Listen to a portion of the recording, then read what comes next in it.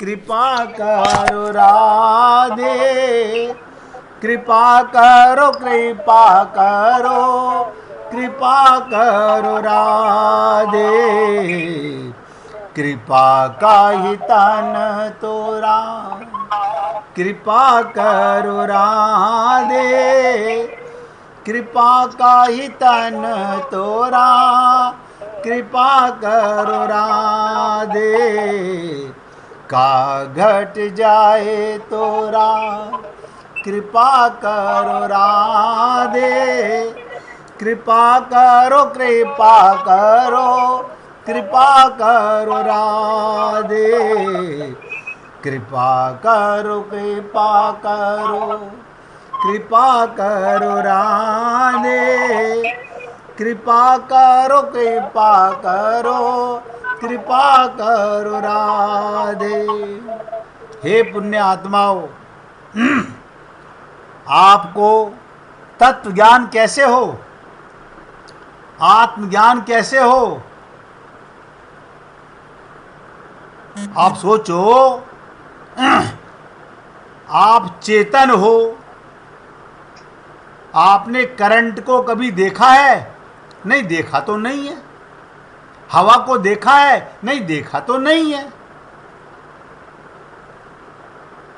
मिठास को कभी देखा है? नहीं देखा तो नहीं है। खट्टे को देखा है? नहीं देखा तो नहीं है।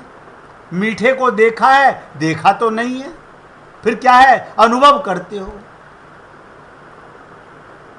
अब आप देखो, आत्मा होते हुए आत्मा का अनुभव नहीं करते, चेतन होते हुए अपने को जड़ शरीर मानते रहते हो। मूर्खता का कमाल देखो, चेतन होते हुए, आत्मा होते हुए, भगवान का अंश होते हुए, हम तो स्त्री हैं वो पुरुष हैं, हम उनकी बेटी हैं वो हमारे पिताजी हैं, ये हमारे पति हैं हम इनकी पत्नी हैं। बताओ, फिर गुरु के मिलने का और भगवान की कृपा का लाभ क्या मिला?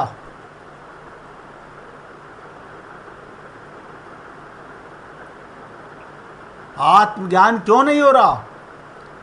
क्योंकि आत्मा को अनुभव किया जा सकता है, आत्मा को देखा नहीं जा सकता। अगर देखा जा सकता होता तो जब माता पिता मरे तो उनकी आत्मा को निकलते हुए देख लेते। नहीं, देख तो नहीं सके। किसी माँ ने गर्भ में आते हुए देखा हो? नहीं, देख तो नहीं सकी,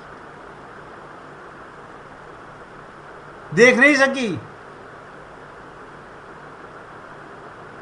अब बताओ, अपना आत्मज्ञान अद्वैत मूलक सिद्धांत, ये तो लोमश ऋषि की कृपा थी और मैं आपके सामने इसकी व्याख्या कर रहा हूं और फिर बोल रहा हूं, अगर किसी को समझ ना आए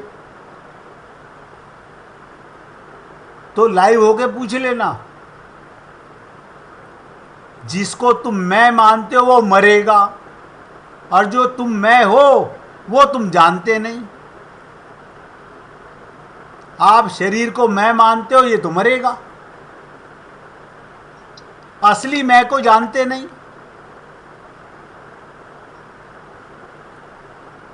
यानी नकली मैं के चक्कर में असली को भूले हुए हो। ये तो लोमश ऋषि की कृपा थी।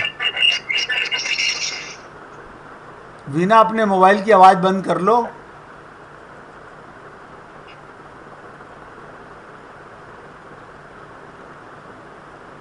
तो लोमश ऋषि ने क्या करा? अद्वैत मूलक सिद्धांत का उपदेश देना आरंभ किया। उन्हें लगा कि ये शिष्य तो बड़ा योग्य है, क्यों ना इसे उच्च ज्ञान का अधिकारी बना दिया जाए। उच्च ज्ञान का। अब आप सोचो, आज आपको नई बात बताने जा रहा हूं जो अब तक शायद इतने वर्षों में कभी नहीं बताई। सीतारामाचार्य जी ने कहा, इस देह में हरि मिलत हैं। उन्होंने भी अद्वैत मूलक सिद्धांत की बात कही। हमने क्या तसल्ली कर ली? देह को हरि मिलते हैं। हम काम गए मिलने के लिए, मंदिर में गए, सामने मूर्ति अब शरीर मूर्ति को देख रहा है। आत्मज्ञान के बिना परमात्मा कहाँ नजर आएगा? उन्होंने कहा इस देह में हरि मिलता है, लेकिन कभी खोपड़ी नहीं लगाई। मिलता किसको है? देह को नहीं मिलता। जड़ को चेतन कैसे मिलेगा? कोई मुझे बता दे, जड़ को चेतन कैसे मिलेगा? चेतन को चेतन मिलता है। और चेतन का ज्ञान कैसे हो? गुरु की कृपा से, प्रभु की कृपा से शरीर मिला, गुरु की कृपा से तत्व ज्ञान हुआ।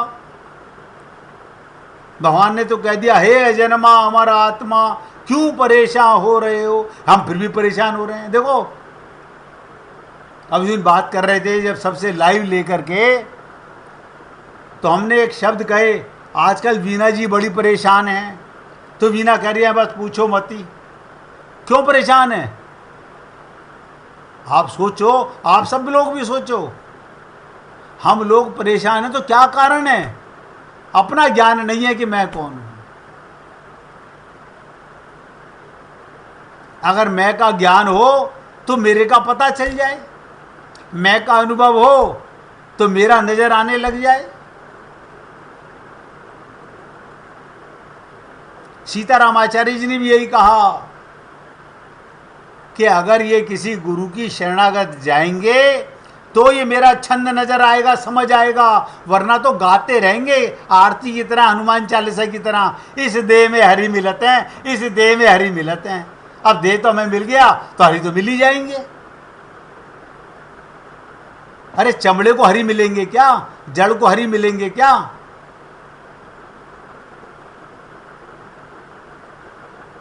इससे आगे की बात ना किसी ने जानने की चेष्टा की। हमें गुरु कम नहीं मिले, अनंत गुरु मिले, हर जन्म में गुरु मिले, और हर गुरु चाहता है कृपा करना। आज लोमश जी भी चाहते हैं भक्ति मूलक जिज्ञासा वाले व्यक्ति को भी अद्वैत मूलक सिद्धांत बता रहे हैं, आत्मज्ञान करा रहे हैं, तत्व ज्ञान करा रहे हैं। उन्होंने कहा इसको तो अधिकारी बना लिया जाए। यूं कह लीजिए उनके वात्सल्य के कारण ये कठिनाई उत्पन्न हुई। उन्हें लगा ये तत्व ज्ञान, ध्यान से सुनो, इतनी बात जो मैं बोल रहा हूं सिर्फ तत्व ज्ञान पर बोल रहा हूं। उन्हें लगा ये तत्व ज्ञान का उत्तम अधिकारी है, ये तत्व ज्ञान का उत्तम अधिकारी है। जैसे आप और हम सब लोग, हमारे को शरीर मानना बड़ा आसान था, स्त्री पुरुष मानना बड़ा आसान था, ब्राह्मण क्षत्रिय वैश्य शूद्र मानना बड़ा आसान था, हिंदू मुस्लिम सिख ईसाई मानना बड़ा आसान था। हमने मान लिया, यानी जड़ मान लिया, और जड़ मानकर चेतन को खोजने लगे। इसीलिए गुरु की बिना कृपा के, गुरु की बिना शरणागति के तत्व ज्ञान नहीं हो सकता। पोथी पढ़ पढ़ जग मुआ, बयान पंडित कोई, ढाई आखर प्रेम का, पढ़े सुपंडित होई।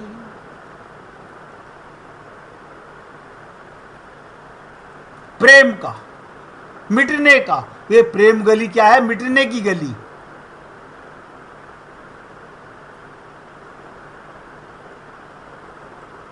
आप अपने को बचाए रखना चाहते हो, जो मिटने को तैयार हो वो प्रेम गली में आए, वो भगवत प्रेम की बातें सोचे। और जो अभी मकान दुकान के चक्कर में फंसा हुआ है वो तो ऐसे ही फंसा रहेगा, आना जाना लगा रहेगा, यहां से कुछ तुम्हारे साथ जाएगा नहीं, शरीर सब यहीं रखवा लिया जाएगा। बैरंग जाओगे, क्या पाके जाओगे? ठन ठन गोपाल। अब मौका है, अब मन उलझा हुआ है संसार में।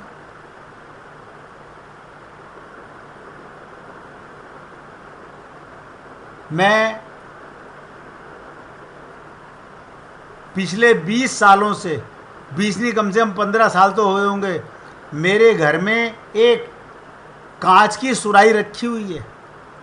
देखो बता रहा हूँ, कांच की सुराही, उसका ऊपर का मुंह बहुत पतला, उसका सेकंड पार्ट उससे बहुत मोटा और थर्ड पार्ट उससे बहुत मोटा। मैं खोपड़ी लगाता रहा,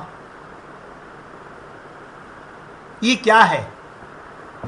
और आपको सत्संग ग्रुप पे उसकी फोटो भेज दूंगा ताकि आप तुरंत समझ जाओगे। मन बहुत छोटा मुंह होता है, बुद्धि उससे बड़ा मुंह होती है, और चित्त, अरे बाबा, मटके की तरह होता है। जैसे हमारा शरीर, इस हृदय में कौन रहता है? अब बताओ, मन ने तो केवल बताया ये मेरा पति, बुद्धि ने डिसीजन लिया हाँ मम्मी पापा ने इससे विवाह किया था, यही तो मेरा पति है।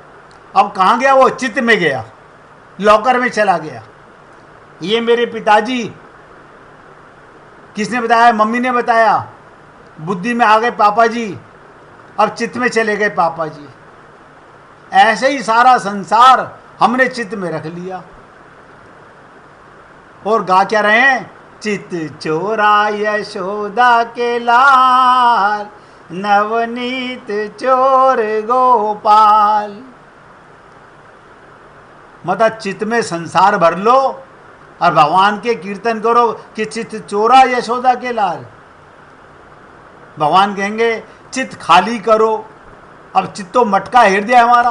अरे बाबा, किसी से पूछो, हमें केवल अपने 4-6 रिश्तेदारों की याद नहीं, हमें गांव के भी, हमारी माँ के घर के पास, हमारे बाप के घर के पास, वहाँ किसका खेत, वहाँ किसका मकान, ऊपर किसका, नीचे किसका, दाएं किसका, बाएं किसका, सब लॉकर में भर रखा है।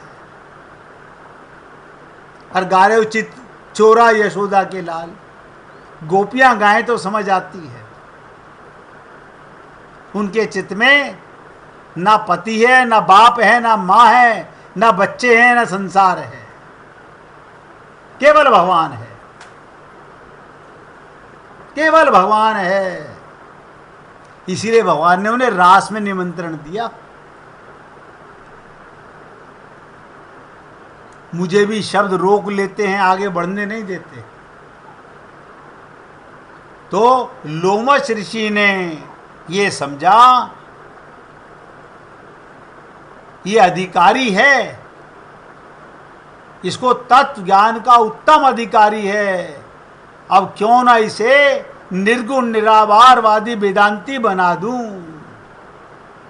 निर्गुण निराकारवादी वेदांती बना दूं, इसे तत्व ज्ञान करा दूं।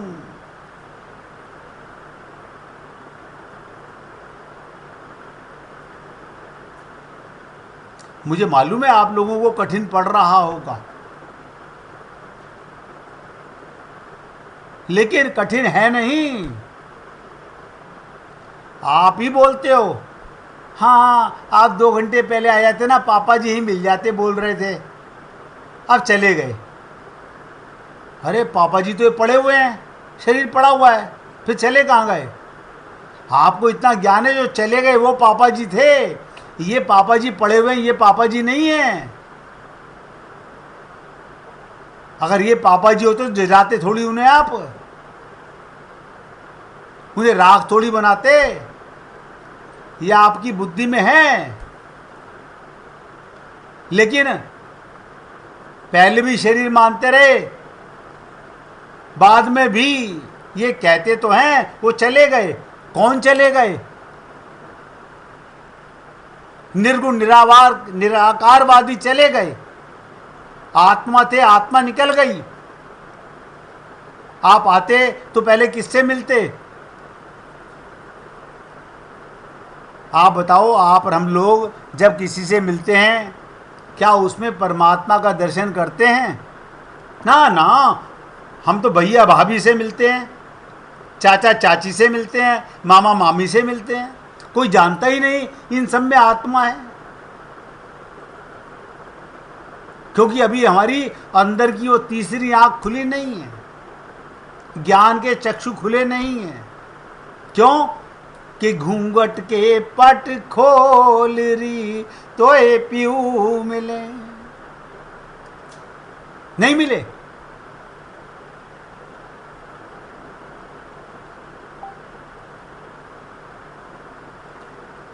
इसलिए हे पुण्य आत्माओं, मैं तो आप लोगों से केवल निवेदन कर सकता हूं, अगर समझ ना आ रहा हो तो पूछ लेना।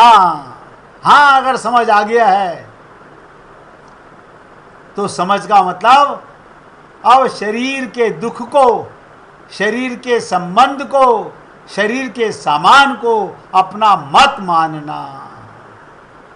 नोट कर लो।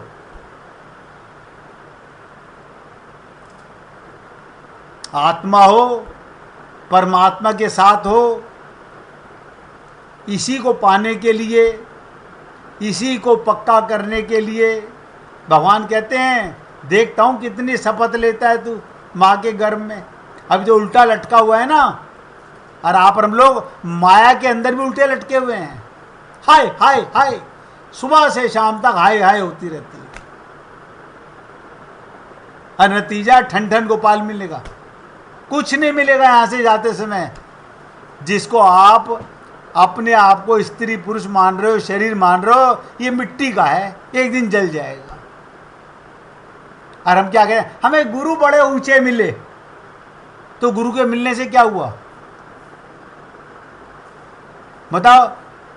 गुरु का बाप परमात्मा तुम्हारे अंदर बैठा हुआ है, उसको तो तुम जान नहीं सके, फिर गुरु के मिलने का लाभ क्या मिला? इस शरीर की इंपॉर्टेंस केवल एक, इस देह में हरि मिलते हैं। इस देह में अगर गुरु की शरणागति की तो तुम्हें अपना पता चलेगा और अपने का अनुभव होगा। देखो, ये भगवान राम के सबसे ज्यादा प्रेमी काकभूषुंडी, इनको लोमश ऋषि तत्व ज्ञान का उत्तम अधिकारी मानकर, तो लोमश जी ने कहा क्यों ना इसे निर्गुण निराकारवादी वेदांती बना दिया जाए। ये कब गुरु चाहता है? जब वो देखता है कि शिष्य मेरी पक्की शरणागति में आ गया है, अब ये संसार में भटकना नहीं चाहता, अब इसे संसार से खौफ होने लगी है, तब ये गुरु की कृपा, भगवान की कृपा गुरु के माध्यम से होती है। अब किस छोटी सी लीला सुन लीजिए। भगवान कहाँ रहते हैं? भगवान कहाँ रहते हैं? एक ब्राह्मण था, वो घरों पर जाकर पूजा पाठ कर अपना जीवन यापन किया करता था। एक बार उस ब्राह्मण को नगर के राजा के महल से पूजा के लिए बुलावा आया। ब्राह्मण राजमहल का बुलावा पाकर खुशी खुशी पूजा करने गया। पूजा संपन्न कराकर जब ब्राह्मण घर को आने लगा, तब राजा ने ब्राह्मण से एक सवाल किया, हे ब्राह्मण देवता, आप भगवान की पूजा करते हैं? बोले हाँ जी, अभी देखो आपकी पूजा कराई ना मैंने। तो ये बताएं कि भगवान कहाँ रहते हैं? क्या कहा? ये बताएं कि भगवान कहाँ रहते हैं। भाई इतना प्रश्न किया। उनकी नजर किस ओर है और भगवान क्या कर सकते हैं? 3 प्रश्न किए उन्होंने। भगवान कहाँ रहते हैं? अब आपसे पूछे भगवान क्या रहते हैं, आप कहोगे आओ आओ आओ मंदिर में दिखाएं आपको, आओ आओ नीचे हमारे घर के मंदिर है, आपको दिखा के लाते हैं। और आप कह भी क्या सकते हो, आपका दोष नहीं है। राजा ने पूछा भगवान कहाँ रहते हैं, उनकी नज़र किस ओर है। अब भगवान क्या कर सकते हैं? राजा के प्रश्न सुनकर ब्राह्मण की बुद्धि फिर गई, अचंभित हो गया। ब्राह्मण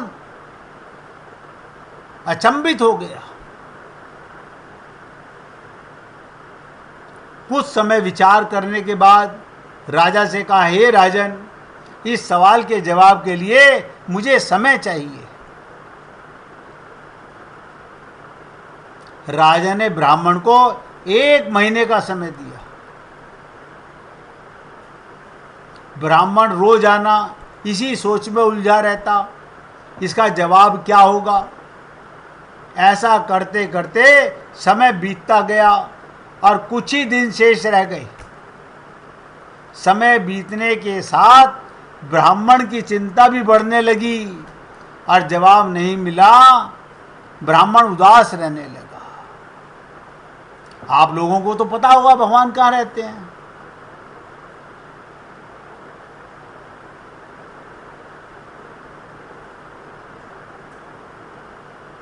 आप सोचो, आपको पता होगा भगवान कहाँ रहते हैं, उनकी नज़र किस ओर है और भगवान क्या कर रहे हैं, आपको तो पता होगा।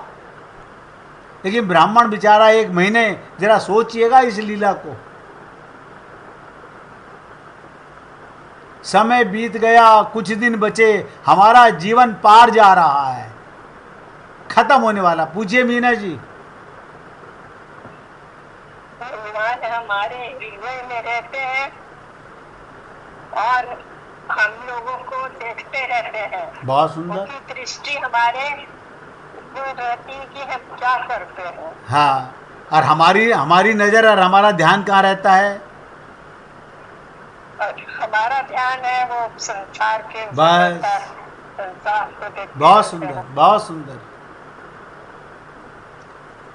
तो समय बीतने के साथ, उम्र गुजरने के बाद जवाब नहीं मिलने के कारण ब्राह्मण उदास रहने लगा।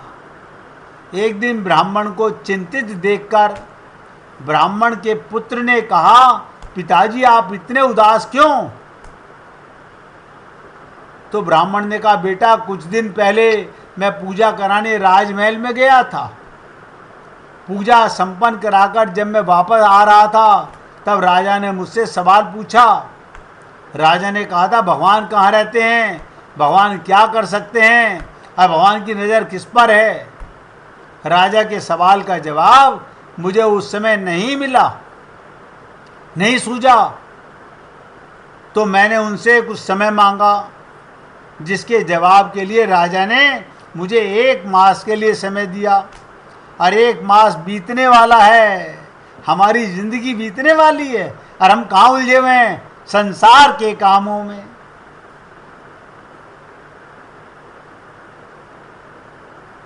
लेकिन इसका जवाब मेरे पास नहीं, इसलिए मैं चिंतित हूँ। लेकिन आप और हम लोग चिंतित नहीं हैं भगवान के लिए, हम माया के लिए चिंतित हैं, काया के लिए चिंतित हैं। 1 मिनट भगवान का कीर्तन करो, फिर इस लीला का एंड बताऊंगा। हरि ओम नमो नारायणा।